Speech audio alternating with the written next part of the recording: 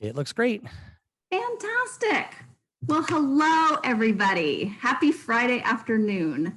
My name is Nicole Cleary, and I am delighted to be invited to talk about creating friendships for our loved ones with Dup15q syndrome. And if I am also talking to people with 8p syndrome or ring 14 syndrome, welcome. I'm so glad to meet you virtually. What I have to say today applies to any chromosomal abnormality. So I come from having a daughter with Dup15q, but really what I'm going to say today is broadly applicable. So I'm going to share with you my approach to creating connection for a daughter who has isodicentric 15. This is Karina. She is 24 years old. She was born with chromosome 15 duplication syndrome, which we didn't figure out was the root of what we were starting to see as delays when she was 13 months old. So at 24, Karina is nonverbal. She has absolutely no speech. She uses a letterboard to communicate. She has some limited gesture.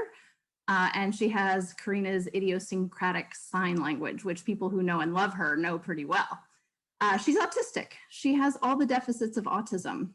She is impacted by cognitive disability. It takes her longer to learn new things than it takes you and me.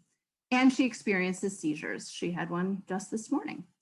So, you hear all those things and you think, oh God, that's terrible. Well, what I want to tell you also about Karina is that she lives with her best friend, who she has known for 10 years.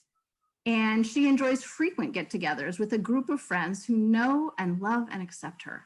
She totally knows what it is to be one of the gang, and she is delighted on the day when she and her gang of friends pile into my minivan and we go somewhere and we do something. And that is the part that I want to talk about today.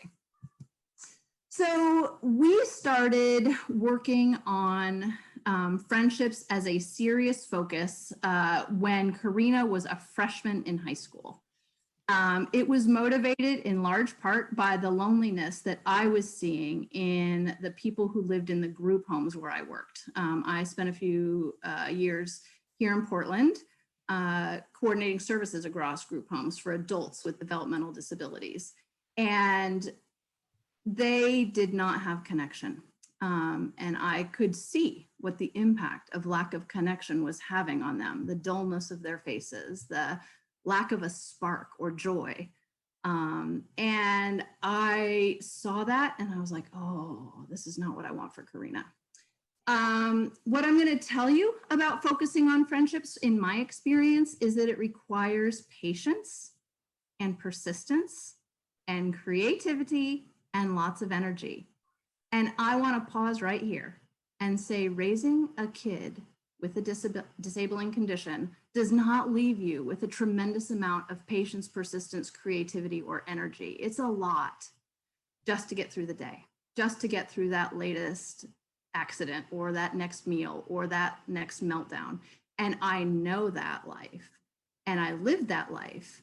And I think the reason we were able to do what we did is because that patience part came for me first. I was patient with myself, patient with the process, patient. So when I say patience, persistence, creativity, and lots of energy, please direct all of that to yourself as a parent, first and foremost, in this process. Because it's a lot of work. And friends and family and allies can help you. And my experience is that they want to help you because everybody benefits when people with disabilities are connected deeply in friendship. And so this is not a me project as a mom, this was a we project as all of the community that I could gather together for Karina's benefit. Okay. So what do we know about friendships for adults with disabilities? What I know is that adults experiencing disability often have limited social interactions beyond their families who love them very much, but who are limited. Their residential providers, if they live outside the home, their transportation providers, and their day program staff. That was what I saw when I was working in the group homes. There just weren't connections outside of those things.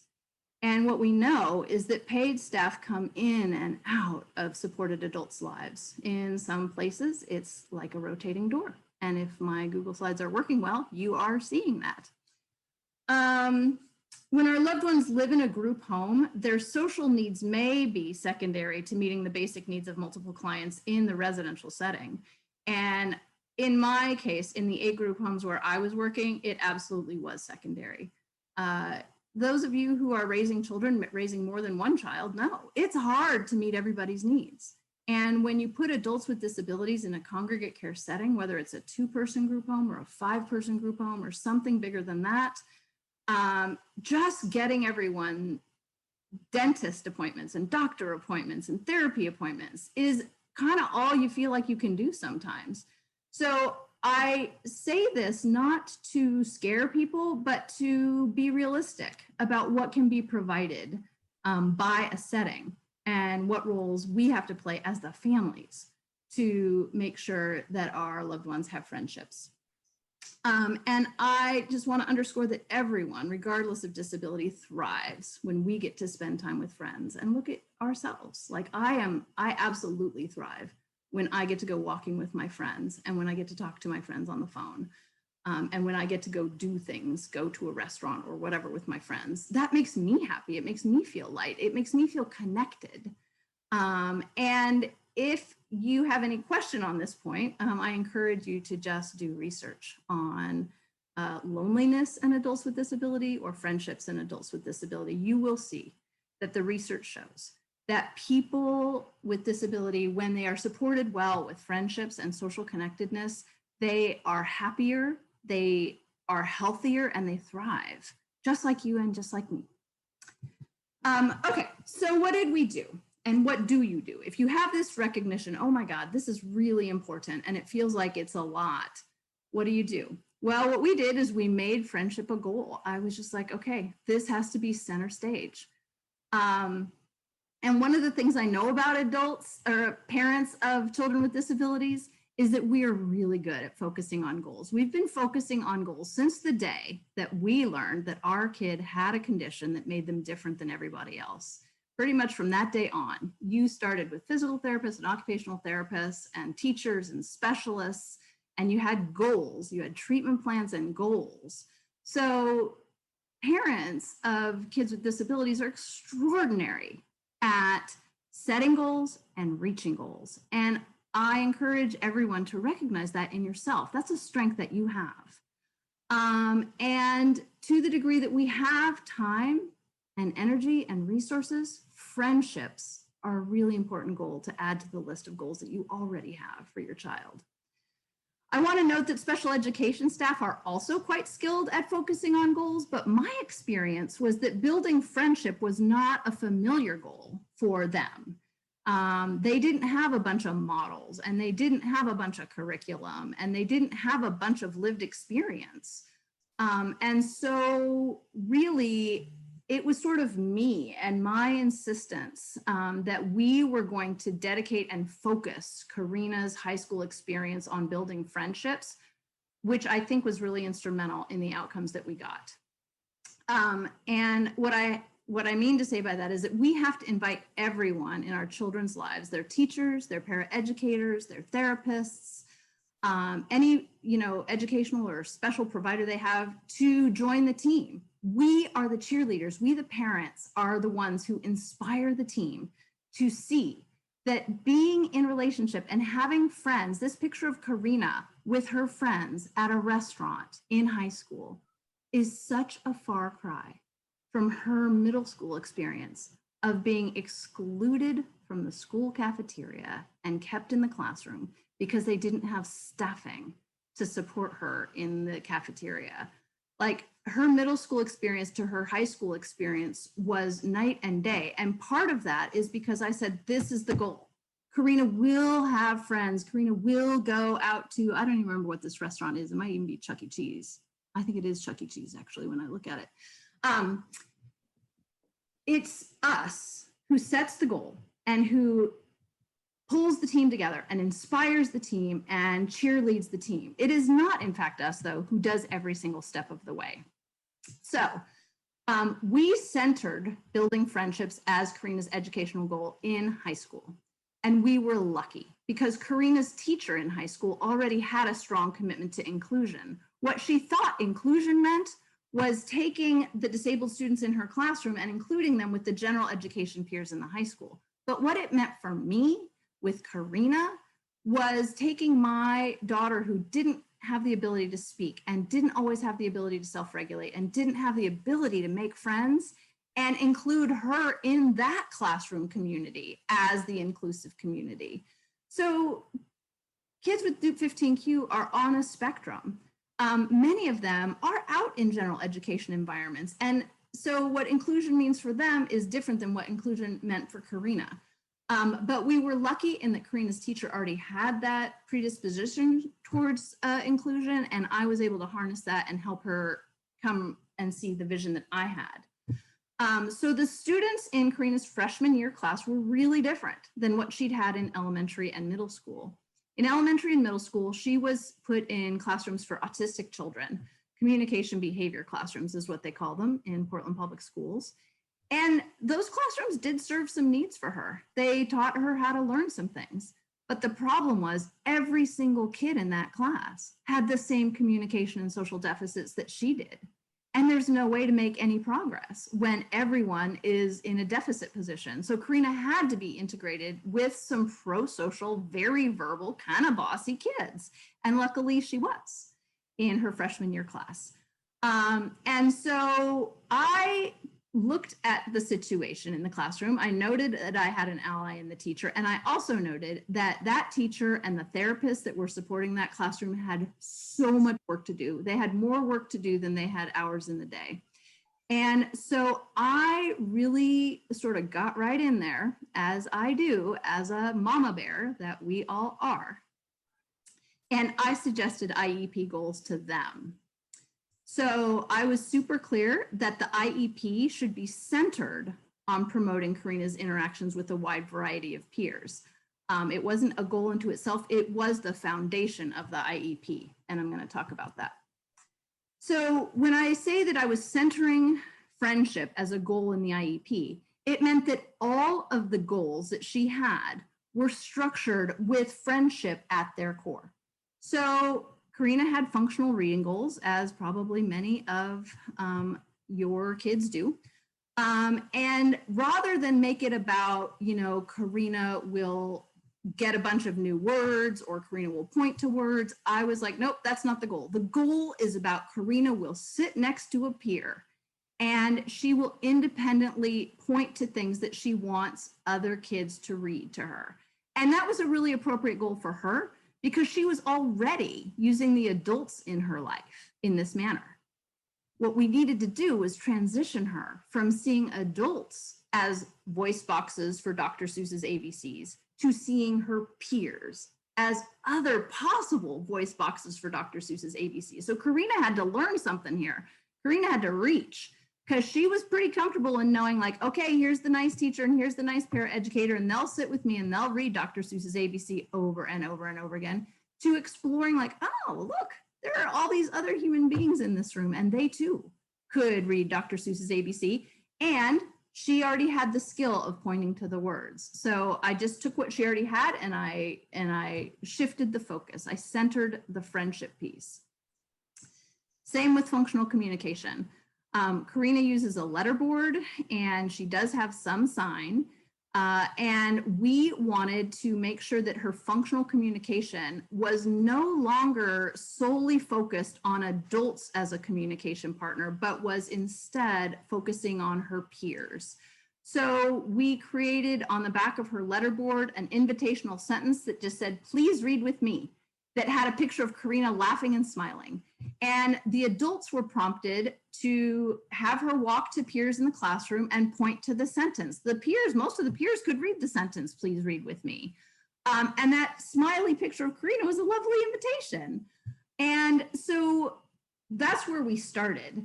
And then the staff were super well trained. Karina has to have these functional communication things. They would go to lunch and Karina would be sitting next to someone, Adam, say Adam. And the teacher would say, Karina, tell Adam, do you like this pizza? And Karina learned to do the I like it sequence to a peer, as opposed to an adult who had always been her communication partner up to that point. With independent living, we had a focus on Karina moving independently through familiar routines with her friends and peers. And this required trust, like for the teachers to move from, in proximity to line of sight took trust. So I had to practice that patience. I had to let Karina get familiar enough with that classroom setting that the adults felt comfortable enough moving from proximity to line of sight to allow her to start working on this goal. And that's what I mean by patience. It takes time. You have the vision, you know where you want to get to, but it's baby steps to get there sometimes. And then vocational skills development, I laugh about this one to this day because Karina hates being asked to wipe tables or do many of the things that are usually the vocational opportunities for people who experience her level of disability. And she really disdains it. She'll like take the rag and she'll hold it like this with this look on her face, like, ugh. So the goal was to get her to do those vocational tasks with a peer buddy, starting with preferred tasks and then increasing. And, we had mixed success because Karina just doesn't prefer to do vocational tasks. So anyway, I hope you're getting a flavor of how you center friendships as the sort of, the heart and soul of your IEP. That's what we did in freshman year, and that's what we continued to do through all 4 years of high school. So once we had the IEP in place, we had to identify what I call interesting and interested peers.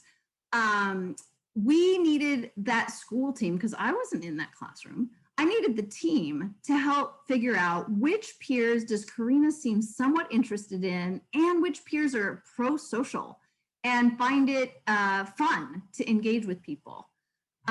So we asked them to directly support engagement with peers as outlined in the IEP. Again, that IEP is this tool now that I can use to hold everyone accountable to this vision. So, I was just asking routinely, who does Karina notice? Who does Karina look at? Who seems to be really interested in joining her in an activity? Those peers all had their own goals. And if one of their goals was being of service, for example, could they be of service with Karina? And because I was just such a persistent, I guess, cheerleader for this, we were able to get the staff to help us figure out, who enjoys spending time with Karina. If you read Karina, the Dr. Seuss's ABCs, she will laugh and clap. Who likes that? Who finds that to be rewarding? It's, finding those connections between people. It's as individual as it is for you and I. When we identify people, we're like, oh, I like that person. I want to spend more time with that person. It's the same. It just needs support in the case of a person who's experiencing disability like Karina. So then we realized that she would have whatever level of support and success she was going to have in that classroom environment.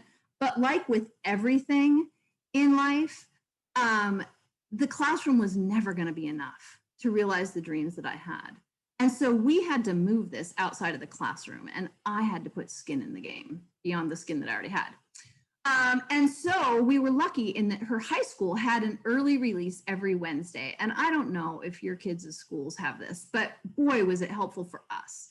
Because families always found, I can tell you, because I had 3 kids, early release Wednesday was always a pain in my ass. Like I had to change my work schedule and I had to figure out coverage. And when I just decided I'm going to just fill in that 2 hours that normally these kids would be in school with an outing, so that those families don't have to do anything beyond what they normally do. They normally send their kids to school at 8 a.m. They normally get their kids home from school on the bus at 3:45, except Wednesdays when it's 1:45. And what I offered is to simply take responsibility for those 2 hours and use those 2 hours to connect Karina with the peers in her classroom that the staff had identified. So I would pick up Karina and 1 or 2 friends and take them out to do something fun. And this was the beginning of what is now called in our family's life, Friends Group. Friends Group is an integral part of our family's life. Anyone who follows me on Facebook will see friends group outings to this day. We've been doing friends group since freshman year. And it came from these early release Wednesdays when I recognized that, boy, wouldn't it be easy for other families to just have these 2 hours covered by me instead of by the school. So what I did was schools are there's a lot of privacy laws around FERPA, very highly private environment. You can't just reach out to these other families. And my experience anyway in schools is that the disabled families don't connect in the way that the typical families do. I had typical kids and did field trips with them and met other families in the hallway and whatnot. But with Karina, she was being bused to her school at quite some distance, and I rarely met other families. So I really needed those teachers and those staff to help me reach out to those families. So what I did was I got the teacher to agree that if I sent home a note, an invitation to a parent explaining that we wanted to take their kid out for pizza, or we wanted to take their kid out for bowling or Chuck E. Cheese or whatever, that they would put it in the kid's backpack or give it to the kid and tell the kid, hey, do you want to go out with Karina after school? And that's how I got the parents' permission. And I committed to being that person who would fill those 2 hours, who would take Karina and whoever, it worked out to take them out. And then I recognized again that this is a heavy lift. This is heavy lifting. And Karina herself needs supports in this going out into the community. So I used her respite hours to have an assistant to help me when we would do friends group on those Wednesdays. What I learned, Karina's peers loved going out, and many of them rarely got to go out. Their families too were also barely making it and didn't have time or money or energy to get their kids together with other kids whose families it's hard to get to know, because there's no such thing as PTA participation when you've got a kid with a disability being bused halfway across the city. All those factors that I talked about being isolating me from other parents, those other parents experience those same factors. So what I discovered quickly is that except for the very most independent peers that she had in that high school class, those kids were never going out. They were never going bowling. They never went out with friends. Many of them had never been to a birthday party. And so there was a tremendous unmet need for community outings.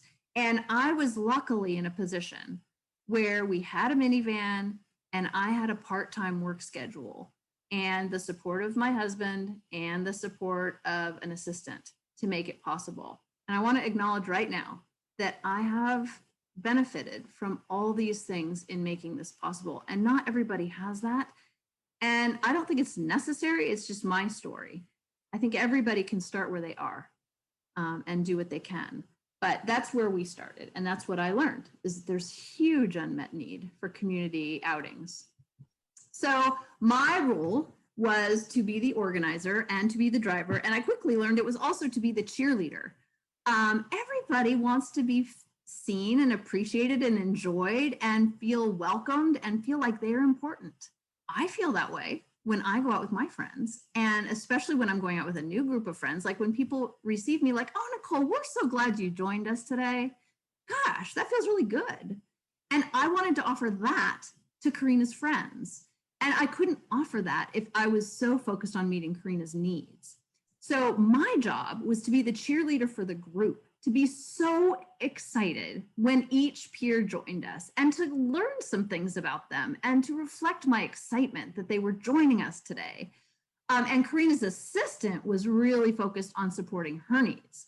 So for us, what that needed to be was Karina has grown up into the world of iPads, and iPads offer her a lot of comfort. They offer her self-soothing, they offer her entertainment, and like many people, it can be hard for her to put the iPad down. So Karina's assistant was making sure that Karina put the iPad down and used her letterboard and used her sign language and used her natural communicative intents, whatever they are, to participate in the group as fully as she was able, which looks really different than what the other kids look like. And what my job was to make the other kids recognize that Karina was the same as them. It just looks different. So the assistant focused on supporting her and putting the iPad down. In waiting, like if we would go bowling, Karina, for waiting and taking turns, that's still not a strength. She's 24 years old and we are still supporting her in the bowling alley with this. Helping Karina talk to her peers. You know, Karina will point to people she's really interested in. And we needed the assistant to say, you know, oh, David, Karina's really interested in you today. How is your day? And help David see that Karina's pointing to him was her way of talking to him, was her way of saying, hi, David, how are you? So you'll see in this picture right here, one of her assistants is the woman on the left side of the picture. And there's Karina in the middle of a group of friends with no iPad, you know, pointing, everybody's smiling, everyone's having a shared joyful experience in this park. But Karina needs supports to be present in this way that are different than those other three friends who are more independent.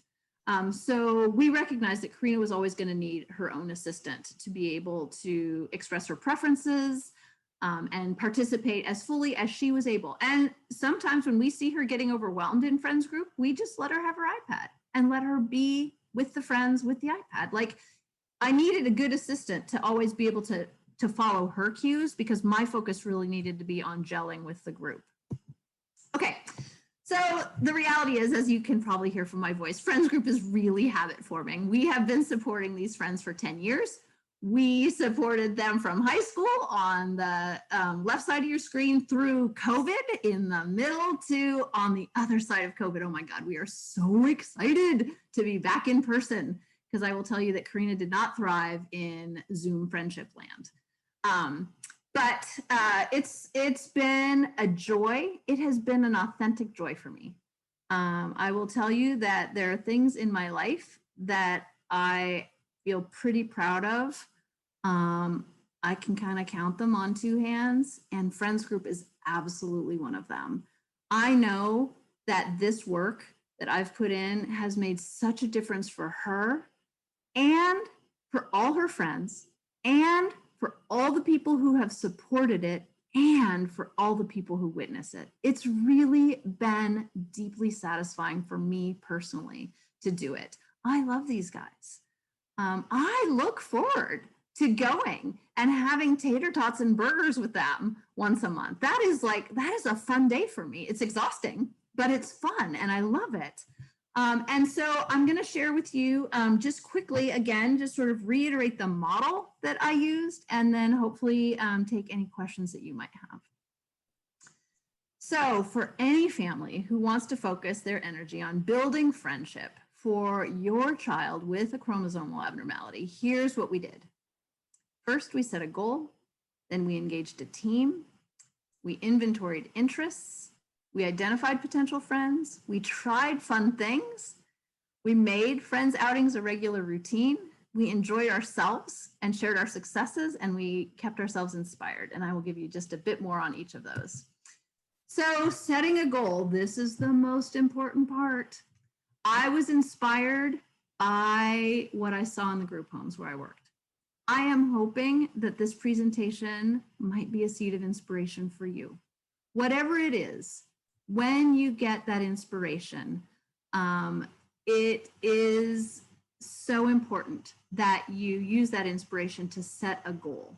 And your goal is going to be the right goal for you and your family. And I found my way to my goal. I didn't, like where we are today exceeds the wildest imaginations I had when I first started when she was a freshman. So the goals evolve with what's possible. And I just want to stress, it's not about the quantity. It's not about, okay, Karina went out with 20 friends. It's about the quality. It's about seeing her do her happy flapping when one of her friends comes in the room. It's about the connection that she feels to these folks. And it really just takes a few friends to make us feel connected. I think I've pretty well made the case that relationships are not formed by simply grouping people together. Our loved ones with chromosomal abnormalities probably will need some support and to have someone facilitate their involvement in outings. And it's really important to think long-term. We are going to be our kids' advocates for our whole lives. And we can afford to think long-term about these folks who we are connecting with our kids. So this picture that you have on the right is Karina and the woman she now lives with when they are freshmen in high school. And you might see that Karina is walking and pointing to the ABCs, and her roommate is reading to her, and I am walking ahead of them taking the photo. So I definitely was thinking long-term. I was already thinking about supported living for Karina when we met this young woman. And it was through multiple times of meeting her and her family when I suggested that they could be roommates in supported living. That is what made the living situation that Karina has today possible. So thinking long-term is really important. It's really important to look at where are the inclusion advocates in your child's life. You probably have them. Some of them may be thinking inclusion means the combining of kids with disabilities with individuals without disabilities, and that is absolutely inclusion, but it is also inclusion to take a kid with disability who's fairly what you would call quote unquote low functioning and to get them included with other kids who experience disabilities who are higher functioning. And that's what inclusion was for us. And so then once you've identified people who think that inclusion is important and a goal that they want to throw in with, then how can you inspire them with your dreams of friendships? Here's a picture of Karina and that same young woman from freshman year. Here they are as seniors. Here they are on the steps of the high school at the beginning of senior year with a friend of theirs. This is a peer of theirs who was volunteering in the classroom, helping hold up the sign that says, "We are seniors." And I love this picture and I love everything that it represents. I just want to say, don't ever underestimate your ability to inspire others to become active in helping you with these dreams. I think everyone recognizes the importance of friendship and everyone wants people with disabilities to experience friendship. I've never met someone who's like, nah, that's not important. And, you know, I think it is important to pause for a minute and look at your own experience with loneliness. And when the going gets rough, I think talking about loneliness can help inspire others to know why is it that it is important actually to make sure that you've got staffing so that these two can sit together at lunch and see if they can communicate well. Like there's going to be all these choice points along the way and you use whatever you can use to keep people inspired. You have to inventory your child's interests because for the going out into the community, you definitely want to start where your child already has some joy in being in the place. So what are the places where your child is already happy that you want to expand that happiness and explore having other people engaging with your child and experiencing it with your child? So for Karina, she loves walking. So we have identified a lot of parks she likes. Karina tends to like high sensory activities, but I also know a lot of people who like low sensory activities. So what kind of sensory experience lights your child up? Do they like to go swimming? Do they like to go bowling? Do they like to go mall walking? Are their favorite restaurants? Like these are all the things that we do with Karina and her friends. If you look at what adult day programs are doing, it's also what they are doing. These are just kind of common everyday things that I'm listing here. But don't start with them just because that's what everybody else does. Start with the ones that really meet your child at their point of interest and their point of happiness. You want to start in their happy place. It's important that you are able to help your allies understand the importance of their role in observing your child with the peers, because you aren't going to be in the classroom or the day program or the child care center or wherever it is that is your starting point. For us, it was that freshman year classroom, but your starting point may be different. Your allies have to understand that they play such an important role in helping observe who is it that your child is noticing and who is it that seems particularly comfortable with your child, or who is just kind of an outgoing person and is willing to engage with your child. And then you're going to have to ask those allies to help facilitate communication. again, the initial goal is not to make friends, but to increase shared experiences that seem fun. That's why you're starting in a place where your child is already having fun, and then you're expanding those opportunities. When I'm out with Karina's friends, I'm absolutely asking them, hey, was this fun today? What did you like about it? Do you want to do something different, or do you want to do this again? Like, making sure that each participant does like what the activity is, because if they just didn't like the activity, then you might not want to invite them back to that particular activity. And so it's important to pay attention to the friends and what are they liking.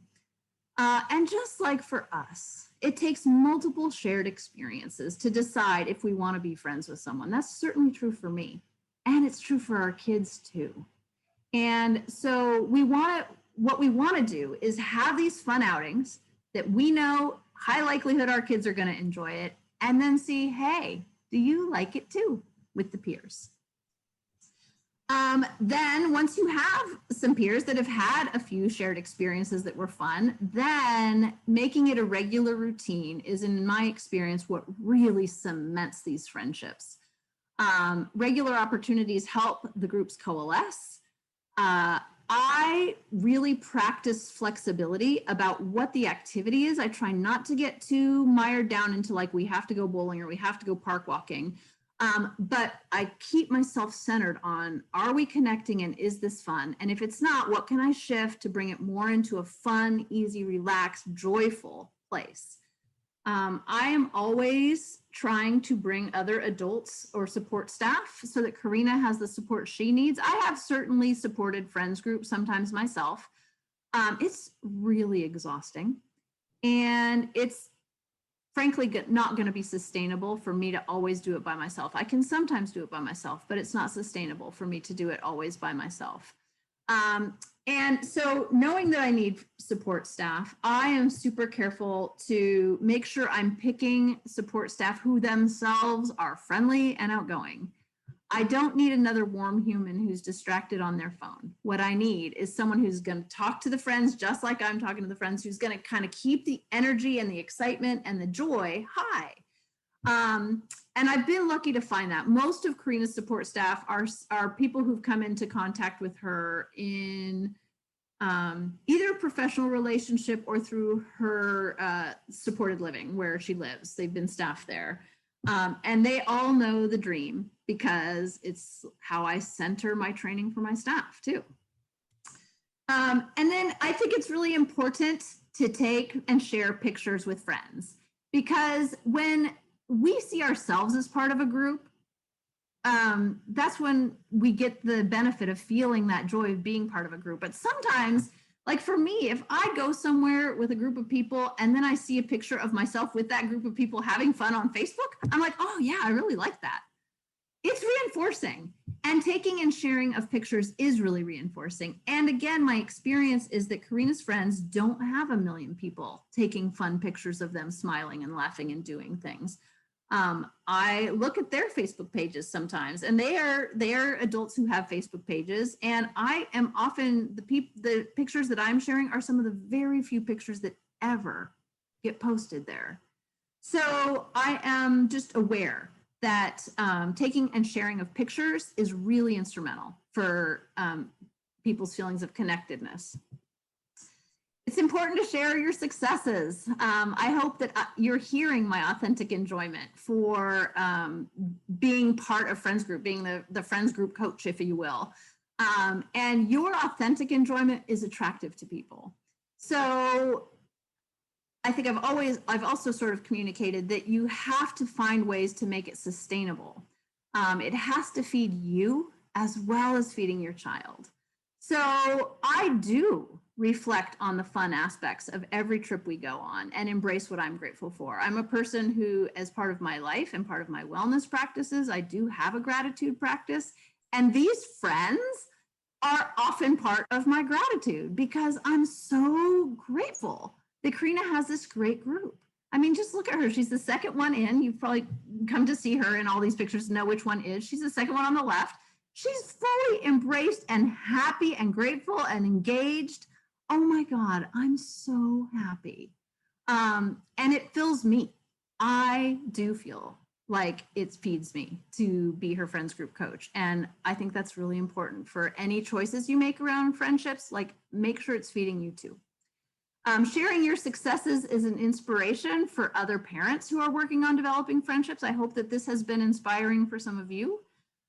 Sharing your successes on social media helps all of your connections, all of your family and friends to see your child as an engaged, loved member of their community, not someone who needs pity or who needs, oh, I'm so sorry, but as a fully, vibrantly,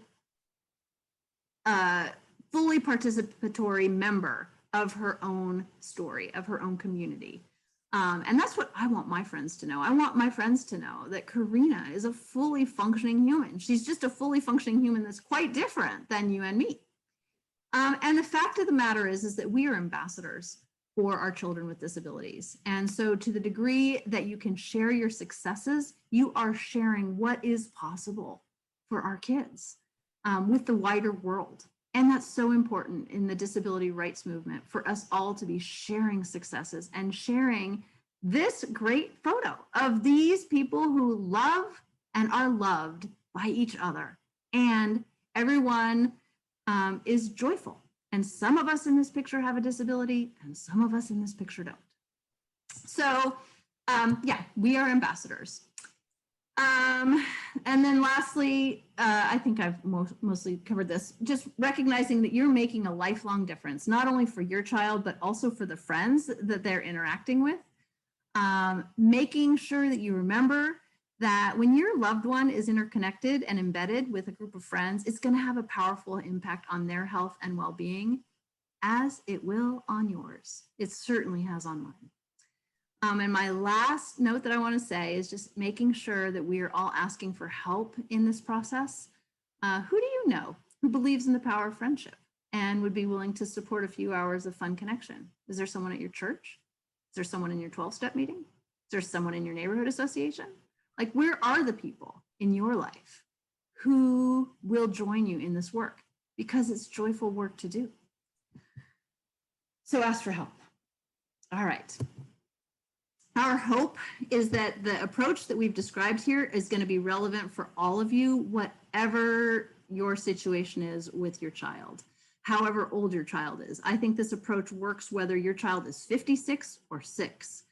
As long as your child is embedded somewhere where there are other peers, you can make this approach work. And I really look forward to hearing about some of your experiences through our Dup15q community on Facebook. I warmly invite anyone to reach out to me directly if you'd like to share ideas or experiences, because building friendships is one of my favorite things to talk about. And so I promised that I would leave time for questions, and here we are. Time for questions. Does anybody have any questions or comments or hopes and fears they'd like to talk about? I am open.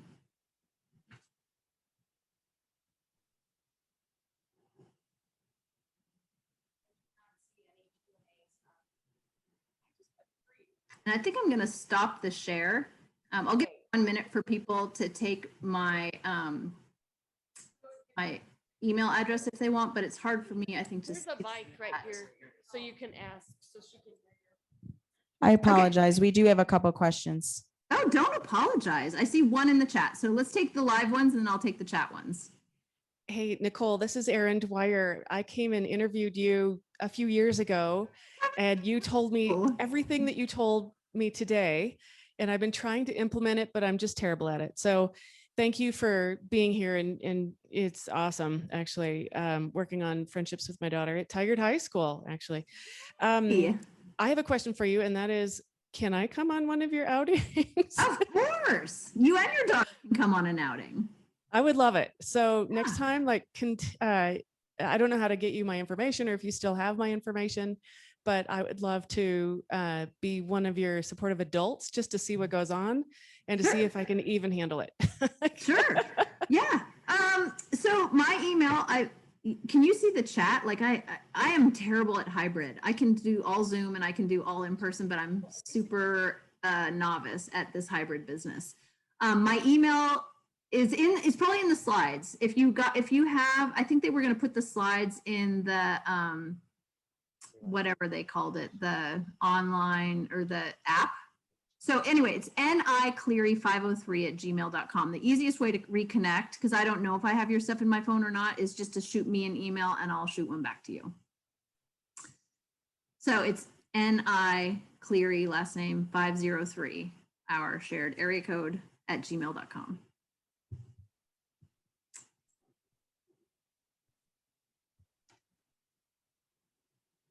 Okay. I see a email in the chat, and so I'm gonna, or a question in the chat, so I'm gonna address this question. And the question is, do we pay for the whole group's activity? The answer to that is yes and no. So some of these young people, all of them are over 18, so they all get their Social Security disability. Some of them need every dollar of that Social Security disability to meet their basic needs. Some of them do not. I generally ask the parents, you know, we're going to go bowling this week. Is that a thing that you could throw in a few dollars for, or would you like us to get it? And that's how I phrase it. I try so hard to be really sensitive, and I'm really clear myself that money should not be a barrier here. And part of that is because Tim is paid as a personal support worker for Karina. We're in Oregon able to hire our family as staff. And I'm the employer, but he's one of the workers, and he already has a full-time job. So what we've done is we have used those funds that he earns through being her personal support worker as a sort of slush fund for Friends Group.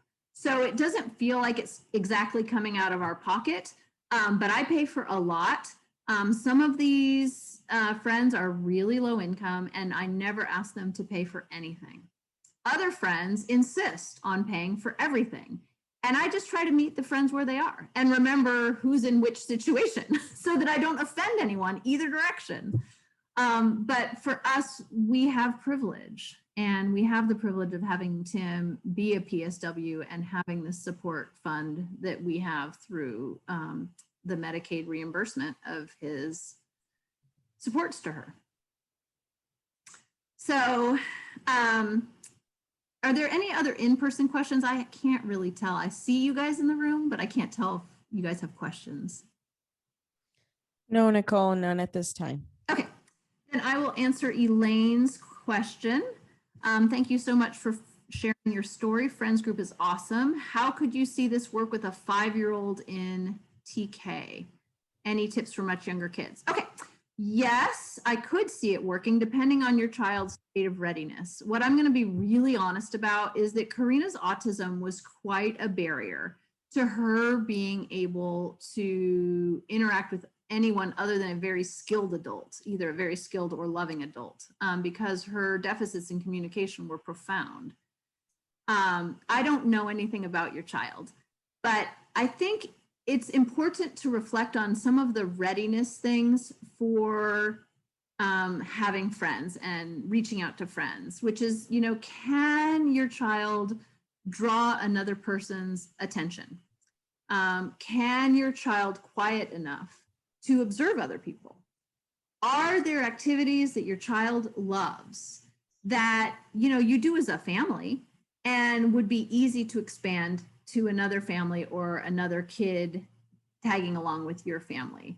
5-year-olds for sure are gonna need their own dedicated support. So do you have the resources? Does your 5-year-old have a sibling who would be willing to be their support in a friendship situation? I would absolutely start the conversation about centering IEPs around friendship at I don't know if TK stands for like kindergarten or what that exactly stands for. But centering friendships in the IEP, I think as soon as you've got an IEP, it might be called an IFSP, Individual Family Services Plan, if you're not at school age yet, but centering relatedness and friendships in the IEP, you can start that anytime. You can start that, you know, again, if you have a 56-year-old who's in a day program, those programs have to have goals for the people they're supporting. Everybody has to have goals and objectives. Medicaid won't pay without a treatment plan, right? So you get to say, hey, we're going to center the treatment plan in friendships. And I don't care whether your kid's 6 or 56, that's available to you. So again, I don't know enough about your 5-year-old, but again, I would be happy to take a phone call and do one of my little walks in my park and talk to you about your specific situation and help brainstorm with you. Gosh, what's possible for me? Because this for me, this is spiritual work. This is heart work. It's been such a gift to Karina and her friends and me in my life that I'm really happy to take the time to talk to anybody who wants to talk about friendships, really. My schedule can be a little dense and it can take a minute to find that time, but we'll find it. And I am authentically offering that to anyone who wants that. All right, another message. Oh, you are welcome. I like wearing it. All right, any other questions?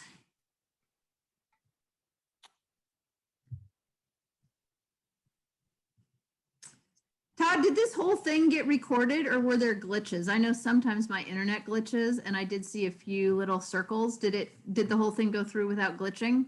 Yeah, no, we had you here in the room perfectly and it is recorded. So we're in great shape. Fantastic. I'm so excited about that. Yeah, that's awesome. I don't sometimes, you know how it is on Zoom. When you hang up, you don't know you've hung up. It's not till everybody's like, hey, you've been frozen for 5 minutes. You're like, oh, okay. So, yeah. Hello, Wendy, Allison, Patty. Any hints on when a possible friend parent is unwilling? Well, that is a challenge I have not had.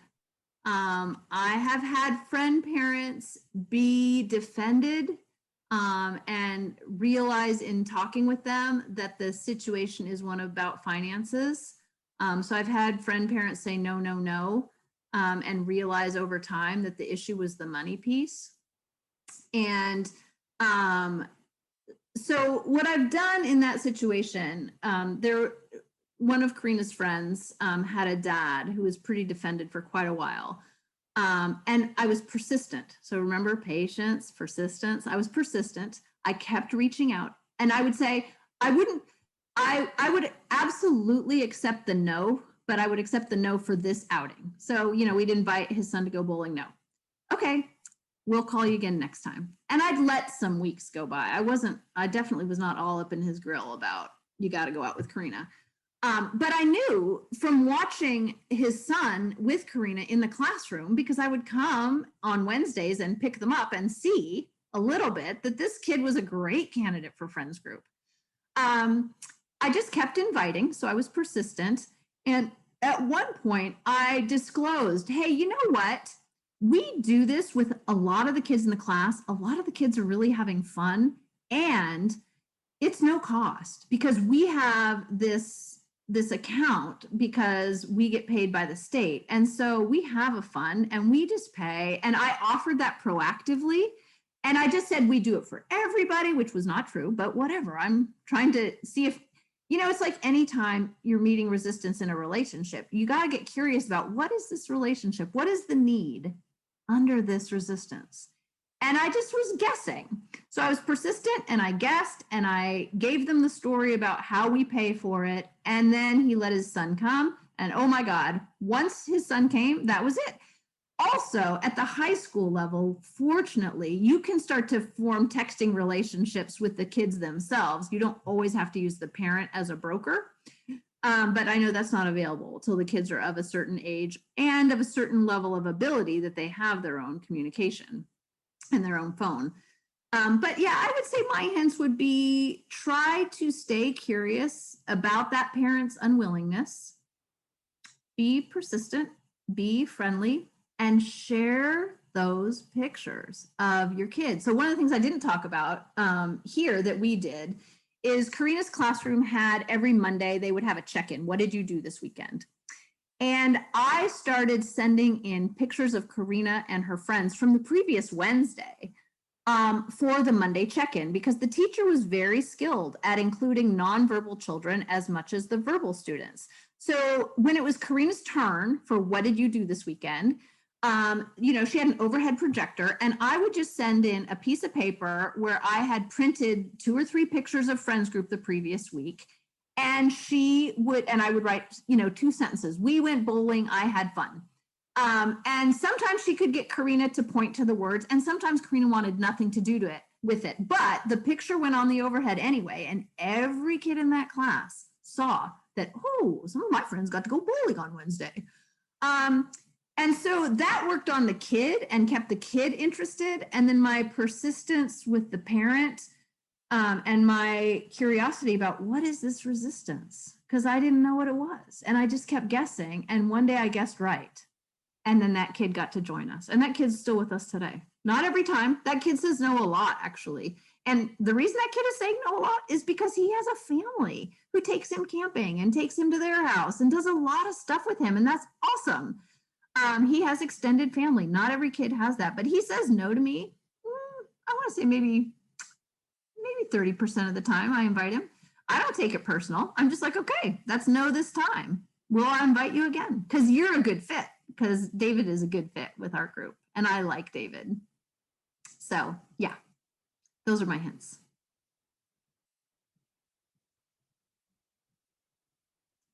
Okay, it is 1:57. Last call for questions.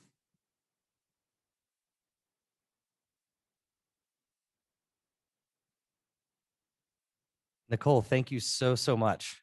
Oh, you are so welcome. I am going to do one thing, which is that says to all panelists. Does that mean all? Oh, here, if I do all panelists and attendees, I'm just going to put my email again in the chat.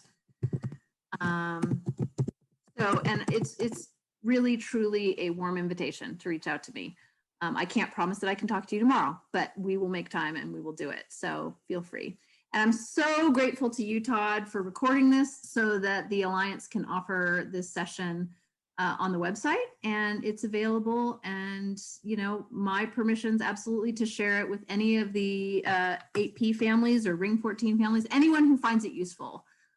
This is a joy, and I am just grateful to be able to share it with y'all. Thank you. Okay. Have an awesome weekend. You as well, and safe travels to everyone who is going to be heading home from the conference. And safe and happy weekends to all of you who are with me in the Zoom room. All right. Goodbye.